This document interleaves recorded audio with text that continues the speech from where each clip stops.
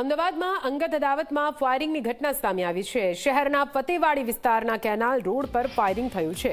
ફૈઝાન ક્યાં છે તેવું પૂછીને 3 શખ્સોએ ફાયરિંગ કર્યું। ચાની કિટલી પર હાજર મુદસ્સરને પગમાં વાગી છે ગોળી।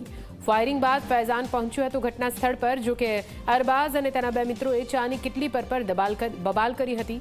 ફૈઝાન અને અરબાઝ તથા તેના મિત્રો વચ્ચે માથાકૂટ થઈ હતી। આ માથાકૂટ દરમિયાન અરબાઝ પાસેનું હથિયાર પડી ગયું। 2 રાઉન્ડ ફાયરિંગ બાદ આરોપીઓ ફરાર થઈ ચૂક્યા હતા। પોલીસે હથિયાર કબજે કરીને આગળની કાર્યવાહી હાથ ધરી છે।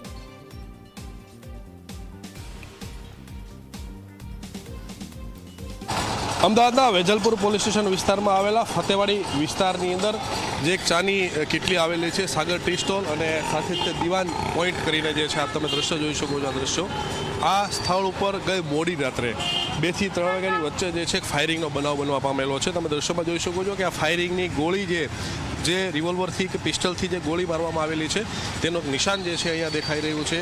જો આખા સમગ્ર બનાવની વાત કરવામાં આવે તો ફૈઝલ અને મુદસ્સર કરીને જે 2 વ્યક્તિઓ અહીંયા બેઠા હતા, એ સમય દરમિયાન અરબાઝ જે છે એની સાથે અન્ય 2 શખ્સો આવ્યા અને આવીને સીધું એવું પૂછ્યું કે ફૈઝલ ક્યાં છે।